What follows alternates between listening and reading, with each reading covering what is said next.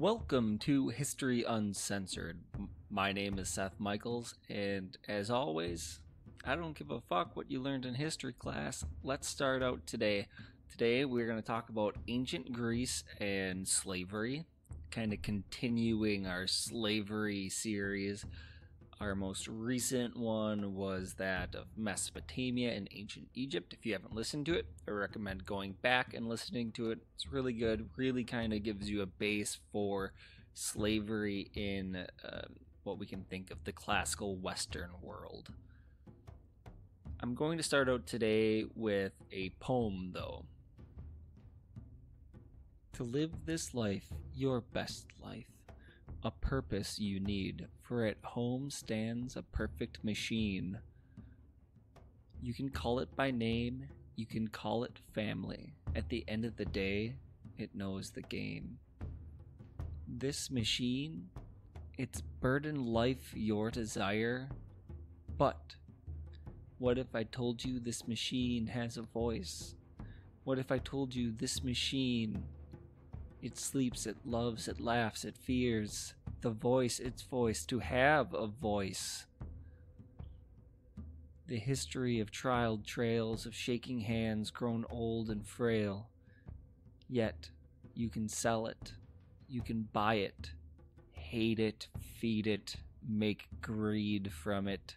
But in the end, you need it. To live this life. Your best life. It's this, a slave you need. At home stands a perfect machine, the collar heavy, burden great, its shoulders weighed, but it ends like all ends, of earth and stone decayed. A poem on slavery. Alright guys, we're going to be doing today's podcast a little bit different. I'm going to try and wrap this up in about 30 minutes. So hang tight, we are going to learn about Greek slavery. The Greek class system kind of contained a few different sets within the system. So you had, on the top, you had male citizens, aristocrats, farmers, middle-class artisans and stuff. Below that, you had semi-free laborers, women, and children. Kind of all grouped into that. Women just didn't have as many rights as men, especially in Athens, where if you weren't a citizen, and you could only be a citizen if you were male, you just didn't have that many rights. And then below the women, the children, and the semi-free laborers, like the helots of Sparta, you had slaves and foreigners, which were as good or worse off than slaves were. And what's the reason for all of these slaves in Greek society? And don't get me wrong, during certain parts there were fewer and during certain parts there were more, but at its penultimate point in Athens, you had almost as many slaves as you did citizens. I mean, we're talking about 100 to 150,000 of each of them. So many so, and the slaves were treated so differently that a citizen walking amongst the street would have a hard time telling whether or not a individual was a citizen or they were a slave. Because slaves were treated a little differently than what we think of as slaves, or at least some of them were. But unlike Christian or monotheistic ethics, labor itself wasn't regarded as a virtue in classical Greece. There were a few reasons for this. First, it was believed that citizens should have as much free time as possible so they could devote their time to participating in government, in artistry, in competition, in rhetoric, in the gaining of knowledge, kind of all of the things that would become a citizen of Athens. Second, it was believed that it was not good for a free man to work for others. And in ancient Greece, you could become a slave through a few different means. You had war, piracy / banditry, debt slavery, and the slave trade. So that would be like slaves coming from other areas, not Greece. So through war, the idea of war during this time, the ancient Greece, is if, let's say, you were a roaming army and you come upon a city that is inhabited by others, you could then assault and take that city. Well, to the victor go the spoils, and that was definitely the case in ancient Greece. If you won, you could basically enslave the entire population, whether or not they were soldiers. Generally, it was restricted to soldiers, but other times it wasn't. So that's war. For piracy and banditry, it was basically a national pastime for Greeks to be pirates. And the reason is pretty simple. It was pretty lucrative to be a pirate, because if you captured somebody and you tried to ransom them, well, you got the ransom money. But if they weren't ransomed, well, let's say your family wasn't able to pay for the return of, Auntie Carol, you could sell Auntie Carol as a pirate into slavery and get some good money for her. I mean, slaves worked seemingly all of the jobs the Greeks didn't want to do. Again, they didn't believe in labor. They didn't believe in menial tasks. They wanted to take part in government and talk and have fun, and to do that, you just needed a lot of slaves. Greek slaves were prostitutes, were accountants, were policemen, were miners, were industry workers, were farmers, were tutors, teachers, basically any job, coin counters, any job that the citizen didn't want to do was put on to slaves. We have piracy, war. I want to talk about debt slavery for a moment. Debt slavery is unique. It's putting yourself into slavery for a debt that you have. Again, this is something that I explained in my Egypt and Mesopotamian slavery podcast. So if you want to go back and listen to that, I explain it pretty thoroughly there. I'll explain it again. Basically, you go into debt for something. Let's say you want to start a business, or let's say you need money for your farm, or whatever the case is. You need money, so you borrow it from a lender. And then you are unable to pay back that money. The only way that you foresee yourself being able to pay back that money is by selling either yourself or perhaps some of your family members, whether it's your children or your wife, whoever. Somebody that, as a male citizen, somebody that is in your house, you could then sell into slavery. Basically, as the male in the home, they're under your patronage, I guess is a better way to put it. So you can decide what to do with their lives, and if for you that is selling them into slavery to pay for a debt, that's what it is. Debt slavery is also unique because the debt can be paid off through slavery, and it can be relinquished. That doesn't always happen. If you are in debt slavery, it's possible that that type of bondage, that type of slavery could be transformed into more chattel slavery, where you are a slave in perpetuity, which would just be real shitty. I mean, it doesn't get much shittier than selling your children to slavery. I still can't understand that concept as a father myself. I mean, I guess I wouldn't want to die, but that would be a very difficult choice for me personally to make, to sell my children into slavery or die. To be honest, if it were me, I would much rather sell myself into slavery. Part of that is because I have an amazing wife, and she'd do more than a good enough job of watching after our children, regardless of the era. But back to slavery here.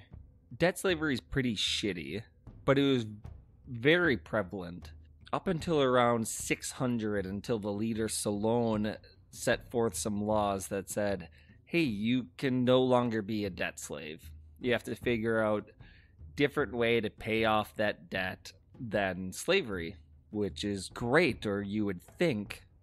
It's nice that families could no longer sell themselves into slavery, but what you had was this transformation from debt slavery, which has a higher chance of freedom at the end, to more chattel slavery. Because you were no longer getting the influx of slaves from your own society, you had to then get slaves from outside of the society. You had to get them from foreigners, you had to get them from war conquest. So the prevalence of slavery in those institutions increased as a result of Solon basically canceling debt slavery in Greece. So in a nutshell, that is debt slavery. The last way that you can kind of become a slave after debt slavery, war, and piracy, banditry, which is just terrible to think about. I don't know why I'm laughing. Just the idea of like strolling down a road north of Greece and somebody just takes you and said, "You're mine now. And if your family can't pay for you, I'm going to sell you or kill you." Definitely more profitable to sell. And that's why piracy was so prevalent. Like I said, it's basically a national pastime for Greeks. But we're not doing that. We're doing slave trade, which is very closely tied to the piracy and banditry. There were slave trades between the kingdoms and states in the wider region of Greece, especially as Greece started getting further along in the Hellenistic time period after Alexander the Great, and you had a much broader region, this Macedonian Empire. You had this much broader region in this Hellenistic Greece. You have so much more land and so many more peoples that you're controlling and taking care of. You have a much broader range of slaves that you can choose from, that you can occupy, that you can take. But what makes Greece kind of unique is how they treated their slaves, at least family slaves, as opposed to the way that pre-modern American slaves were treated. Greek slaves were still treated as chattel, kind of as property, but they weren't treated perhaps quite as harshly as slaves in pre-modern America, or let's say like Haiti and the sugarcane fields, or in Brazil, or in the Yucatan Peninsula. Definitely not treated nearly as harshly as those slaves. Often when a slave was purchased and invited into the family, there was almost a party. There was fruit and nuts and grain, and it was a pretty happy circumstance that a family, especially if you were a middle-class family, that you were able to get a slave. It really allowed the citizen to take his duties to where he thought his priorities should lie. It allowed the mother of the family, the head female of the family, to really take control of running the estate. So we had all of this going on, and those slaves were definitely treated a bit better. And then there were the mining slaves. So in ancient Greece, there was a really big push for silver, and they had silver mines. Well, unfortunately, a lot of that silver was lined with lead. You know where this is going. Well, they needed a constant influx of slaves, and we're talking, anywhere between 10 and 30,000 slaves being siphoned through these mines at any time. So they needed all of these slaves to procure the silver from the mines.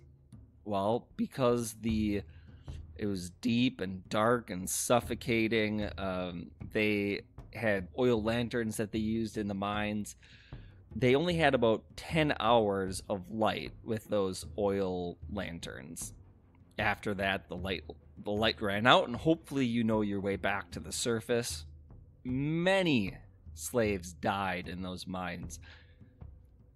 Not only did they die in the mines, but because the silver was lined with lead, the life expectancy of a slave that was being sent to the mines was generally only 2 to 3 years, regardless of the nutrition, which wasn't great, regardless of their living conditions, again, which wasn't great, but because they were forced to basically 7 days a week, 10 hours per day, go into these mines, work with lead-lined silver and harsh conditions. Basically, as you're excavating the rock and that lead dust is flying up into the air, you're inhaling it. Definitely not good for you. Don't recommend doing that. But people often forget, and when we think about ancient Greece, just like when we think about ancient Rome and some of ancient Egypt and Mesopotamia, we really romanticize it. And when we romanticize it, we forget about some of the terrible things that happened during that time period, like slavery, and how prevalent it was. Like I said, around 350 BC, almost half the populations of Athens were slaves. In Sparta, I mean, Helots outnumbered citizens like 7-1. Slaves were a huge part of the life and lifestyle of ancient Greece. They were so much part of the lifestyle that women as slaves, and because female slaves were literally owned by their employers, and all slaves literally owned a chattel slavery because debt slavery wasn't really, debt bondage wasn't really around anymore. How well slaves were treated depended on the status, in their status in the household, as well as how the temperament of their owners. As a result, a female slave's vulnerable position within the household, they were often subjected to sexual exploitation and physical abuse. And any children born of master-servant liaisons were disposed of because female slaves were prohibited from rearing children. Another thing that we often forget about Greek society, if you didn't want a child, you went out into the deepest, darkest part of the woods where nobody's going to visit, and you left the child there. Just left it there. You can't care for it. Maybe you don't have the money or whatever the case is. You don't want it. Maybe you raped your own slave and they bore you a child. They can't have children, so what do? You take it out to the woods and you leave it there. Let nature take its course. According to the Greeks, there's no blood debt. They didn't do the killing themselves, so they felt absolved of basically their sin. And women as slaves were in a particularly tough spot. It was generally frowned upon for the masters, the citizen, to have sexual relations with females or concubines or women outside of the household. It still happened pretty frequently. One of the other things that's interesting about women slaves in ancient Greece is that many of them were concubines, or heterai, the word for prostitute in ancient Greece. So many of them were prostitutes. One stipulation of this, one extension of this form of slavery, is that it was much easier is the wrong term. It was much more frequent for women to be manumitted, to be admitted freedom from slavery because of their willingness to perform, and willingness also probably not right, because they had to perform sexual acts as part of their slavery. Because prostitutes could make some of their own money, one thing that happened, and a lot of slaves in ancient Greece could make their own money. They couldn't generally buy their freedom with it. That really wasn't allowed.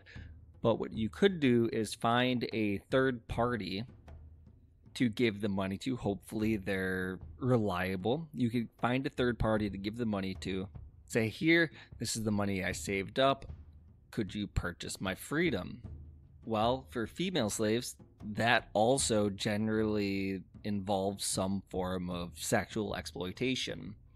It's also why it didn't happen so frequently for male slaves, even though if they were an artisan or if they worked in a rich household and they were given a salary, they weren't able to buy their own slaves because it was difficult for them to find a third party that was willing to help them. Because even though freedom might be an option later on, the slaves themselves, they didn't really have a place, a set place in Greek society. And as part of the ceremony of becoming a slave, your name is taken from you. I guess in Greek society, that's both good and bad because how negatively foreigners are looked upon. But you're given just an individual name. You're given just a first name, basically. It could be based on what you do, what your intended purpose is. Slavery, at least for the male slaves, was just different than female slaves. Another interesting thing about female slaves, they had interesting relationships with their mistresses. Because mistresses were at home, it was their job to run the household, the estate. For example, there's strong evidence that closer relationships developed between female slaves and their mistresses because of this seclusion of these upper class women in their homes. For example, in Euripides' Tragic, the character of Medea confided her deepest feelings with her nurse, who both advised and comforted her in her troubled times. Furthermore, female slaves always accompanied their mistresses on excursions outside of the home. It is likely that a sense of their common exclusion from the masculine world of public affairs from the male Greek citizens would have drawn women together regardless of class or where they were from. And remember, women were treated as second-class citizens. The only public area in which women were allowed to participate was religion. The last section of slaves that I really want to talk about are helots and agricultural slaves. Agricultural slaves weren't quite as common as you would think. Again, kind of a misconception because of our modern idea of what a slave is. A man who owns his own farm, and that was the ideal of the Greek life. You own your own land, you work your own land, you don't work for somebody else. They would work their own land. It was also generally accepted that they would also have a slave, and it just expands how much work can be done on the farm, allows for a greater accumulation of wealth and trading of goods and services, and allows the civilian to really partake in Greek culture the way that they're supposed to. The helots are a little bit different, and these are Spartan state slaves. They're not owned by any individual master. The city-state of Sparta had a social hierarchy that was different than Athens, which is basically the ones that we've been talking about. So at the top of the pyramid were two kings who were checked by a council of elders. And below this aristocratic class was a middle class, which was called the Perosi. The lowest class, which was also the largest in Spartan society, was held a group known as the Helots, right? That's who we're talking about. So you have kings, the aristocracy, middle class, and then the Helots. According to the Greek geographer Pausanias, I'm terrible with names. I really am. You guys probably hate it. But the Helots hailed from the city Helos. This city is said to have been conquered by the Spartans.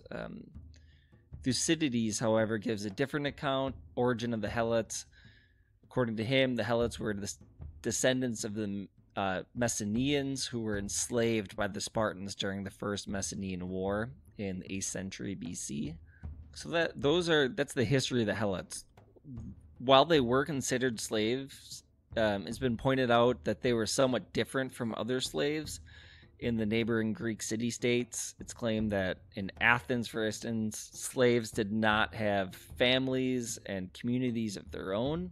The Helots, by contrast, had their own families and communities. Additionally, the Helots were not privately owned. They belonged to the state because the male citizens of Sparta devoted their lives to athletic military training, war, and politics, as well as hunting. They couldn't afford to spend time on agricultural activities. The task of producing food for the Spartans were left to the Helots. Although Helots were generally speaking peasants, they could be employed for other jobs. They could also be conscripted into military duties of time of war. That's where things get a little bit interesting. Spartans don't like people questioning their power. And given that the Helots greatly outnumbered the Spartan masters, the possibility of them revolting against their rulers was omnipresent. The first major Helot revolt took place 665 BC, and it's known as the Second Messenian War. It took 20 years to put down the rebellion. Spartans really thought very strongly about taking war outside of their territory after that, because they were almost constantly in fear that the Helots at home would be rebelling and revolting and trying to take the state away from them. And despite the precautions that they took, there were several other revolts that the Helots took place after an earthquake in 464, took over Mount Ithome, which was besieged by Sparta. They tried to take it back, and the siege ended 5 years later when both sides were like, well, I think we've had enough of this. An interesting note about the Helots, and I mentioned that they could be conscripted into military service. Well, if you performed your duty really well in military service to the Spartans, you could come home and you'd have a nice celebration and you'd be honored, basically honored in these individual groups, maybe like 20 or 30 people. And then because you were so good at your job and because you created such glory for yourself in the field of battle, ancient Sparta took it upon themselves to completely murder and destroy several of these Helot groups, sending a message saying, hey, be good, but don't be that good, and definitely don't try spreading the idea of freedom to other Helots. We're going to take a break, and then right after the break, we're going to talk about philosophy in ancient Greece. Think about your favorite subject in ancient Greece, or maybe a topic you would like me to talk about on the podcast. Send it my way, contact@historyuncensoredpod.com, and for now, enjoy the moment.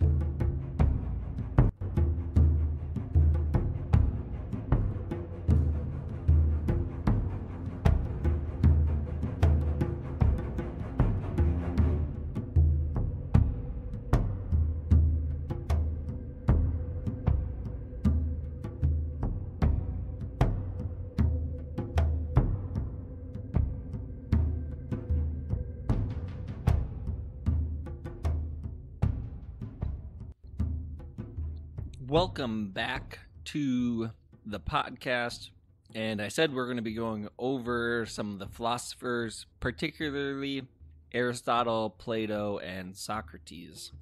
And first on the list is Aristotle. According to Aristotle, the daily routine of slaves could be summed up in 3 words: work, discipline, and feeding. Those are the 3 things you did.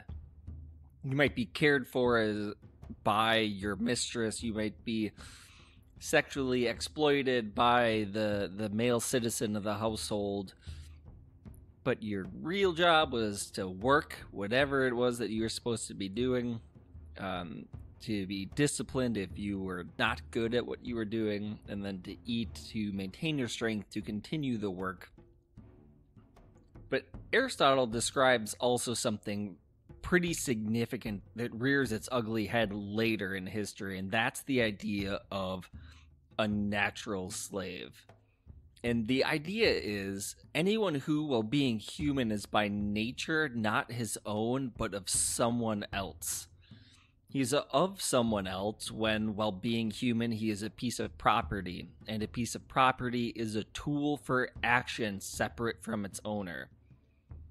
Hot damn. So Aristotle believes that there are two types of people in the world. There are those that can think and reason and act in society in a way that's conducive to the betterment of society and that person, and then there are those that can only act upon the will of other people.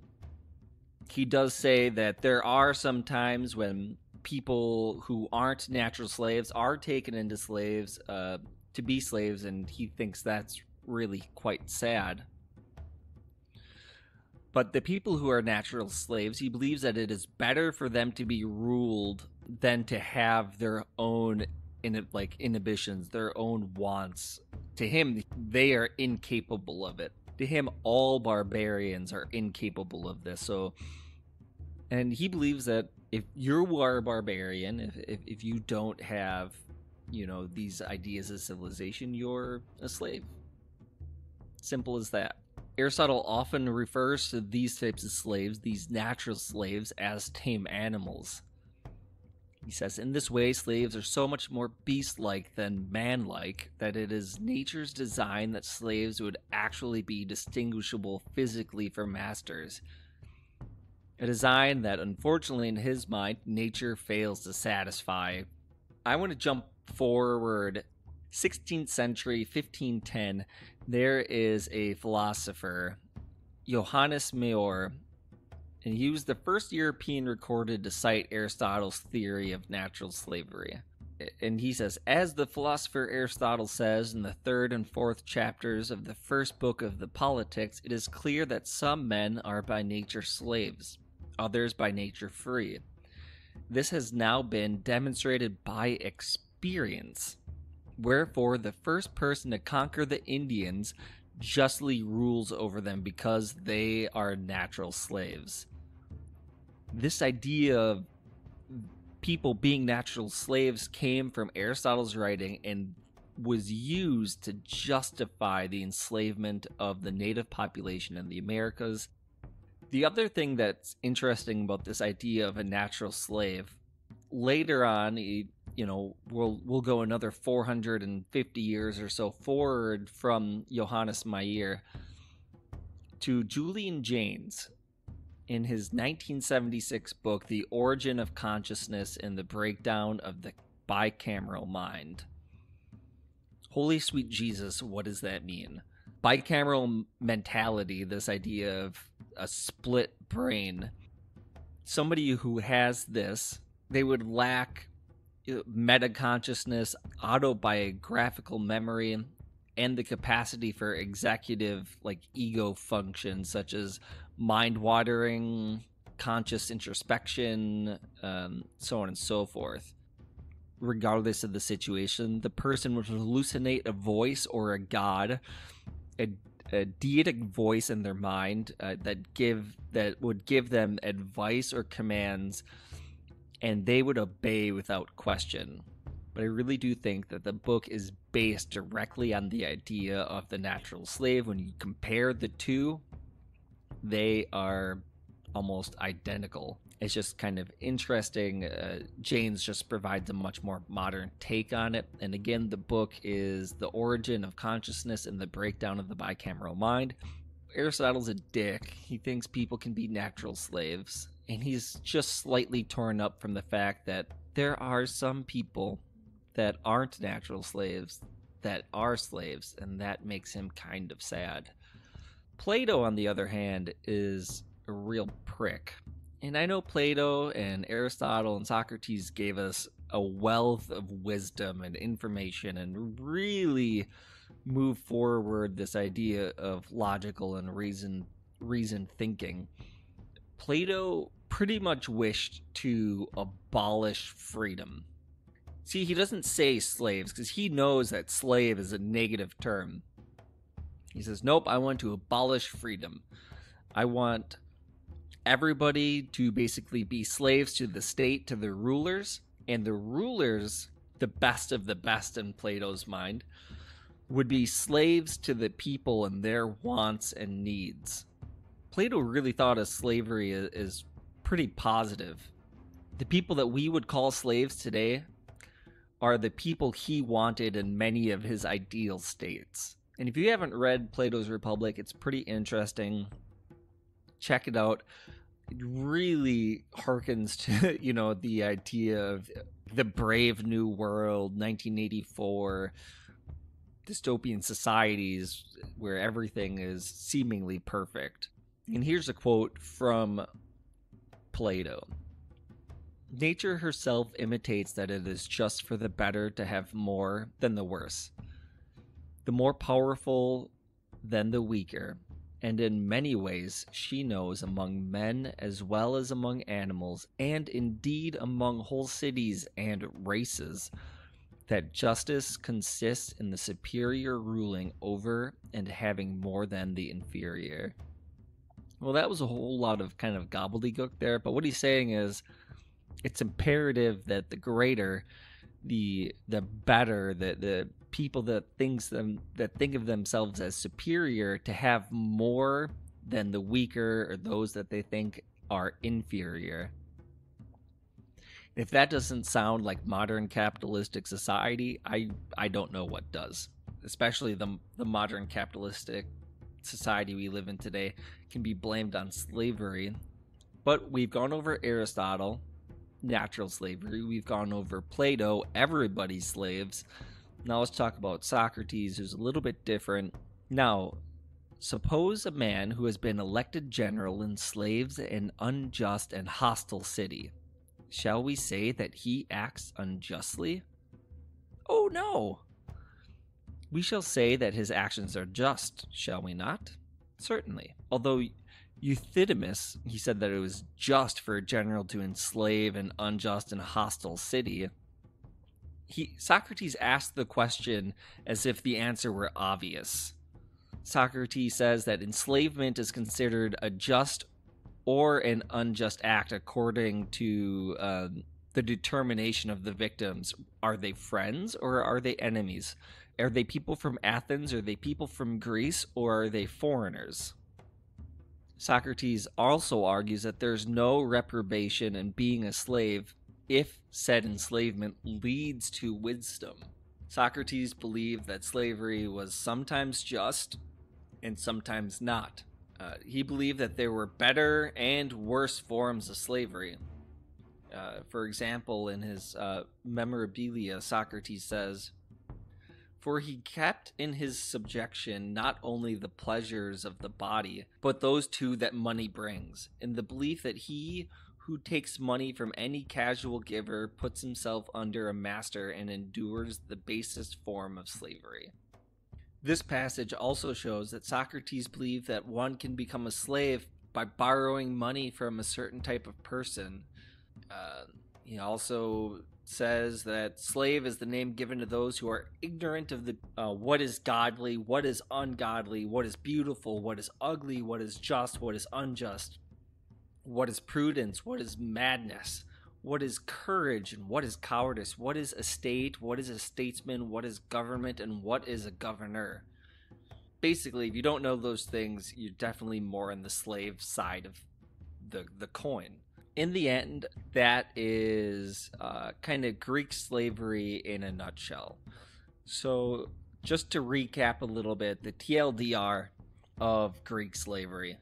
They could hold just about any job that the owner thought was too menial for them to work, so they could concentrate on being a proper citizen. Because of that, you had a really wide variety in how the slaves were treated. You had the most common type of slave, the household slave, who was showered with gifts and food and figs and olives upon entering into the household, which really depended on the temperament of the master.